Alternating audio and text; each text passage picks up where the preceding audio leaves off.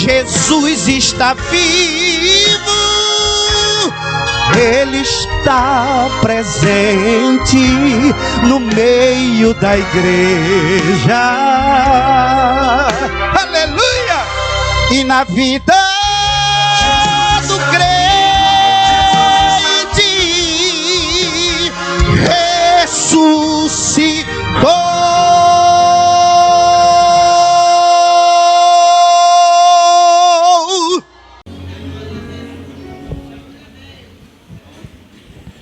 Meus irmãos, graças a Deus por tudo que Deus tem nos concedido nesta noite, onde estivemos se alegrando junto com os conjuntos, adorando a Deus com belos hinos de adoração ao seu nome, e conforme nos orienta nosso presbítero João Barbosa, estaremos deixando uma palavra para a igreja, que o nosso objetivo nesta noite, além da adoração, é cercarmos a mesa do Senhor.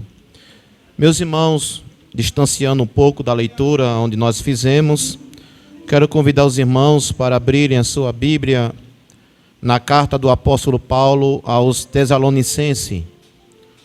Primeira carta do apóstolo Paulo aos Tessalonicenses, capítulo 5, ou seja, capítulo 4, versículo 13 ao 17. Primeira carta do apóstolo Paulo aos Tessalonicenses, capítulo 4, versículo 13. Quem encontrou, diga amém.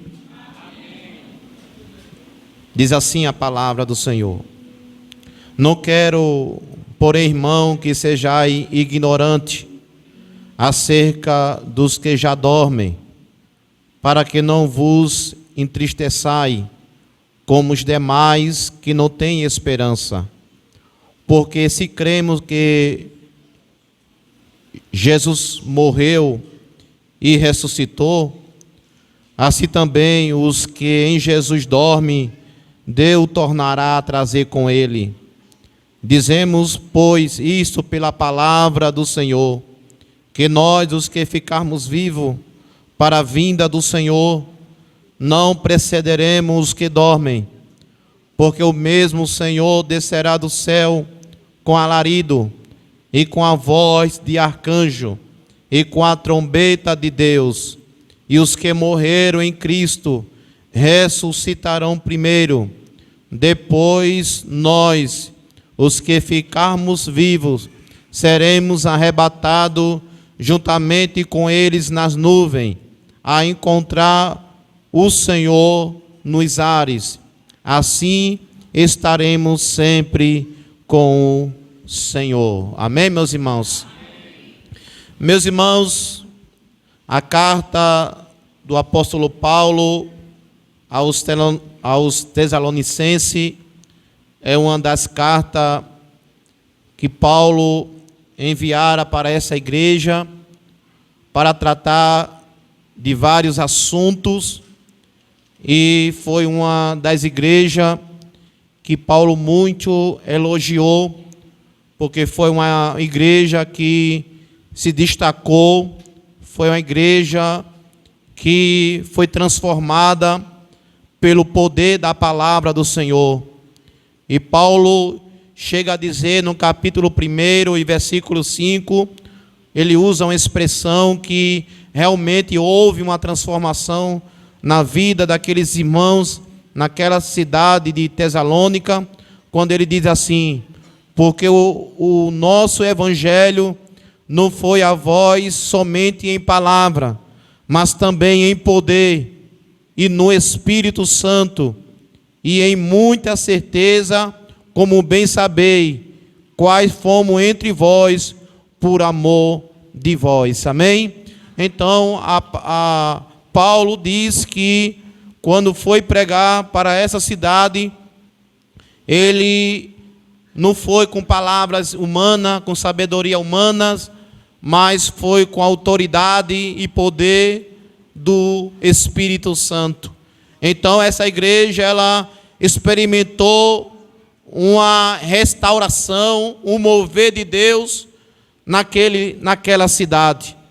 E Paulo trata de muitos assuntos nessa carta, tanto nessa primeira como na segunda, mas o maior foco de Paulo nessa carta é sobre aqueles que dormem no Senhor e também sobre o arrebatamento da igreja.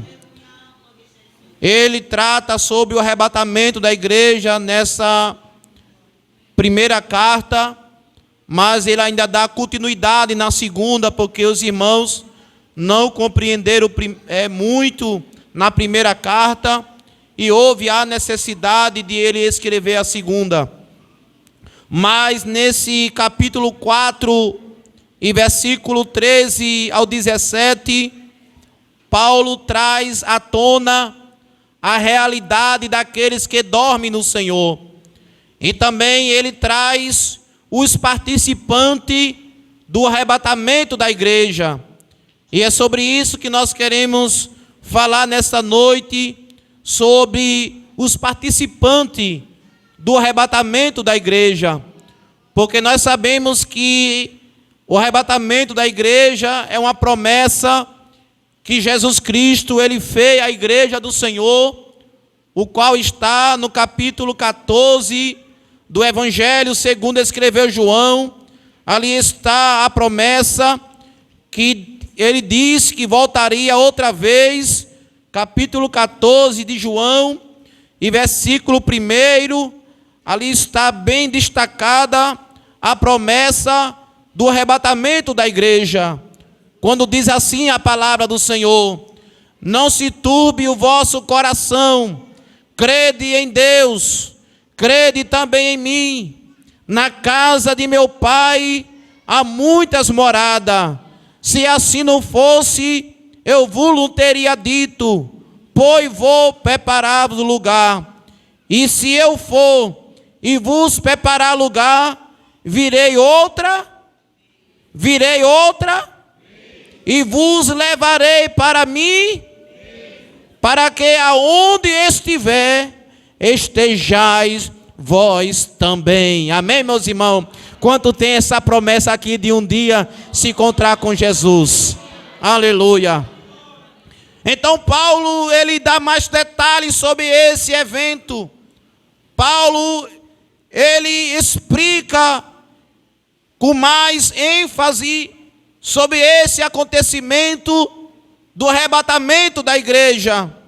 A palavra arrebatamento significa aquilo que é raptado com força, aquilo que é tomado, é pegado com força e rapidez.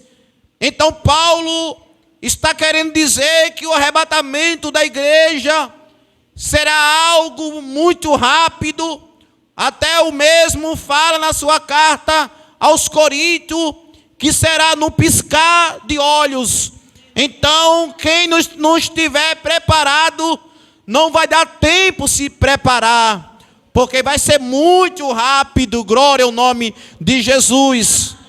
E isso é um alerta para nós estarmos preparados sempre. Glória ao nome do Senhor, porque no livro de Apocalipse diz que a noiva, ela não está se preparando. A noiva, ela está preparada. Então, a verdadeira igreja, ela não está se preparando. A igreja, ela já está preparada, aguardando o retorno do noivo. Amém, meus irmãos? Então, o versículo de número 16 ao versículo 17 vai mostrar quem vão participar do arrebatamento da igreja. E a primeira pessoa que vai participar do arrebatamento dessa igreja, desse evento futuro, que pode ser a qualquer momento, é o próprio Senhor. Olha o que diz o versículo 16 e a parte A desse versículo: porque o mesmo Senhor descerá do céu com alarido. Amém, meus irmãos? Então a primeira pessoa que vai participar do arrebatamento da igreja é o próprio Senhor. É aquele Senhor que foi morto, mas ao terceiro dia ele ressuscitou.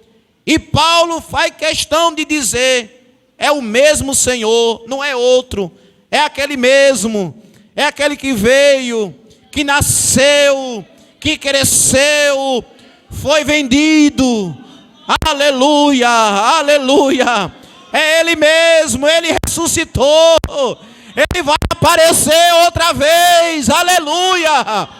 Ele vai aparecer outra vez, irmão. O nosso Jesus não está na tumba, o nosso Jesus está vivo, vivo e vivo para sempre, aleluia. Ele merece, meus irmãos, nesta noite, o melhor glória que você possa dar, porque Ele está vivo, Ele está vivo. Paulo está dizendo: é o mesmo Senhor, é Ele mesmo. E ele usa a expressão Senhor. A palavra Senhor aqui vem de uma palavra grega que é Kyrios. Kyrios significa aquele que é supremo, aquele que é soberano, aquele que manda e não é mandado. Paulo está dizendo: é Ele mesmo que vai aparecer nas nuvens. Aleluia, glória ao nome de Jesus. É o Senhor, é o Kyrios. Ele vai aparecer nas nuvens. Glória ao nome de Jesus. Mas Paulo também diz que haverá outros participantes desse evento. E ele diz aqui, quando ele usa a expressão: e com voz de arcanjo e com a trombeta de Deus. Então haverá uma participação de um arcanjo. Tudo indica que é Miguel, porque a Bíblia não revela outros tipos de arcanjo, mas a Bíblia só dá ênfase a Miguel, mas pode ser que lá no céu exista outros arcanjos. Mas dá para se entender que seja Miguel. E eu fico assim pensando: mas por que Miguel? Por que um anjo? Ele vai participar desse evento, né? Glória ao nome de Jesus. Os irmãos sabem que ele é visto na Bíblia como um guerreiro. Ele lutou com Satanás, né? Ele usou lá a expressão: o Senhor te repreenda, né? Naquela batalha, Satanás querendo saber aonde estava o corpo de Moisés, e o arcanjo estava ali, né?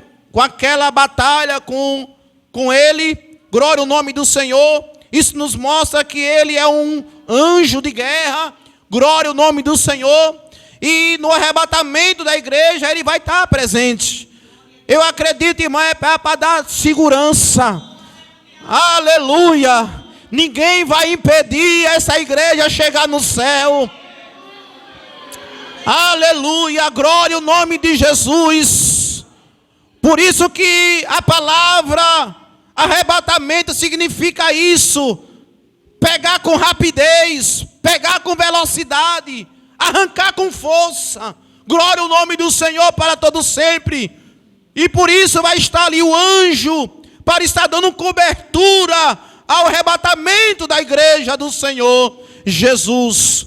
Mas Paulo diz também que além do arcanjo e além do Senhor, haverá também outros participantes desse evento futuro que é o arrebatamento da igreja.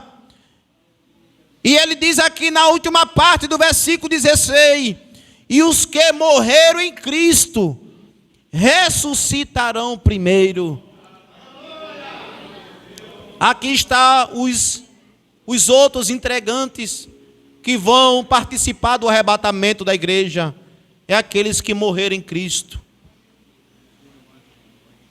Os que morreram em Cristo. Isso. Os que foram antes de nós. Desde Adão até os nossos dias. Até aquele dia do arrebatamento da igreja. Os que morreram em Cristo. Talvez você sinta saudade de alguém que partiu. mas naquele dia você vai ver ele de volta.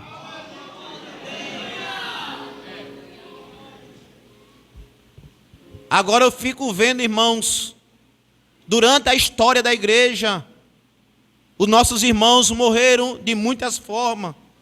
Muitos foram queimados, outros foram devorados por leões lá no Coliseu Romano. Outros foram cerrados ao meio, outros foram jogados no mar, foram alimentados pelos peixes, outros queimados. E a gente fica pensando assim, mas como vai ser isso?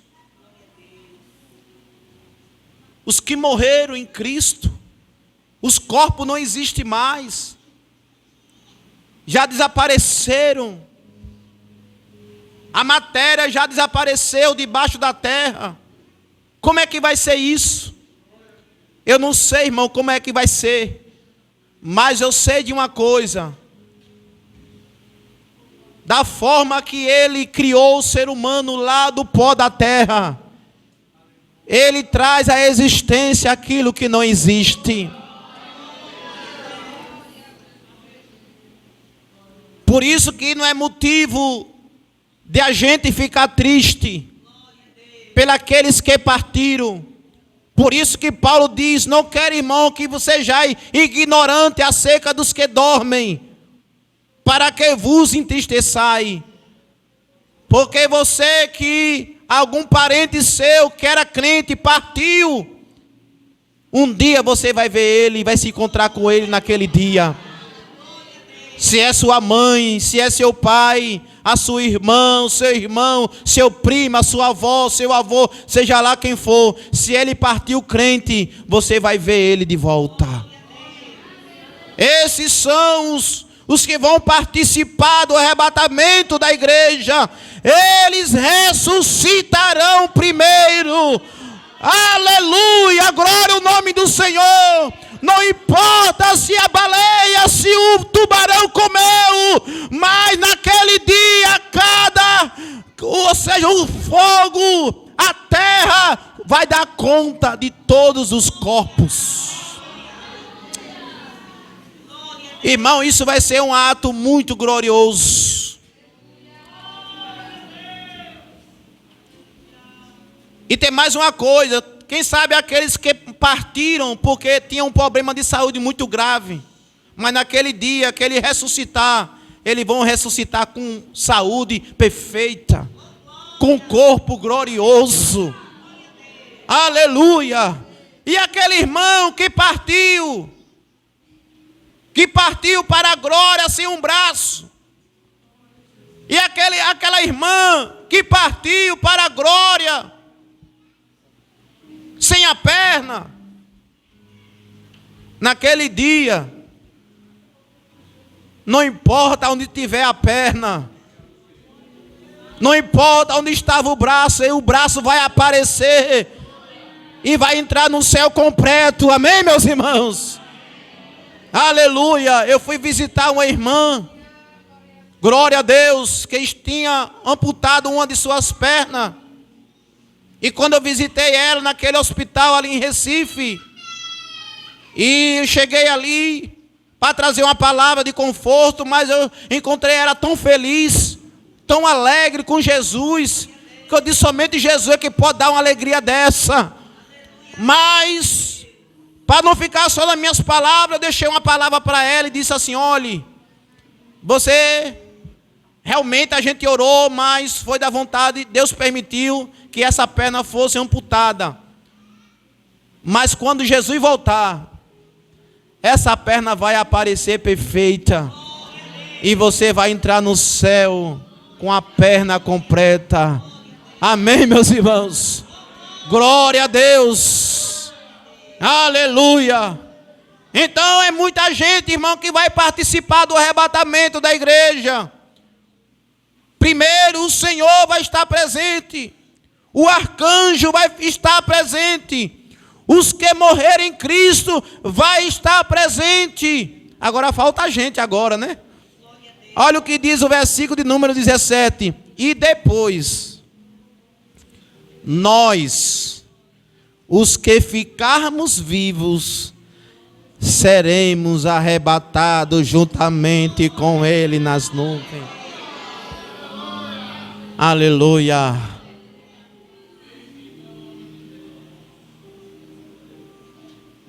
Você é integrante do arrebatamento da igreja. Foi Jesus que está dizendo pela sua palavra: você vai ser arrebatada. Se eu e você daqui para lá estiver vivo, nós seremos arrebatados. Mas se a gente estiver já enterrado, também vai ser arrebatado em nome de Jesus. Porque a nossa esperança é viva. Oh, aleluia. Eu estava, meu presbítero, uma vez evangelizando um grupo de um casal religioso ali em Frecheiras. E quando eu estava ali deixando uma palavra para eles, e eu não sabia que eles eram religiosos, e eu preguei a palavra, e no final eu fui fazer o convite. E quando eu fiz o convite, ele disse: a gente já é crente. Aí eu disse: como assim? Não, a gente faz parte de tal religião. Eu disse, aí eu fiquei pensando, mas eu preguei esse tempo todinho e não sabia que a pessoa era crente. Terminada a religião, eu disse assim: olha, veja só, eu vou encerrar aqui, não vou mais incomodar vocês, mas eu quero fazer uma pergunta. Nessa religião que você faz parte, ela lhe garante um dia entrar no céu pela porta? E ela ficou assim, desanimada. Ele: diga, só me responda essa pergunta. Essa religião que você faz parte lhe dá o direito de um dia entrar no céu pelas portas? E ela disse: não. Glória ao nome de Jesus. Eu disse: o que vale a pena passar tempo nessa religião? Mas se você aceitar Cristo como Salvador de sua vida, você vai entrar no céu pelas portas. Não há irmão que vai impedir. Aleluia. A Bíblia diz que as portas do inferno não vai prevalecer contra essa igreja. Então nessa noite, seca a mesa do Senhor, sei com alegria, porque se Jesus raiar nesta noite, esse céu vai se abrir. Sobredega o fá. E você vai entrar e participar da primeira ceia lá em cima, irmão. Oh, aleluias! Essa é a esperança da igreja. É a esperança de ver Ele face a face e participar do banquete, da borda do Cordeiro. Então continue firme nesta noite. Sei com alegria dizendo: eu vou ser aqui, mas eu tenho a certeza que Jesus vai me levar. Aleluia. Oh, glória ao nome de Jesus. Que Deus abençoe e que você guarde essa palavra e saia daqui. Aleluia. Que nenhuma tristeza venha deixar você desanimada. Não, manda a tristeza embora. Você tem esperança, você tem vida eterna, você tem o céu para morar com Jesus. E que Deus nos abençoe em nome de Jesus.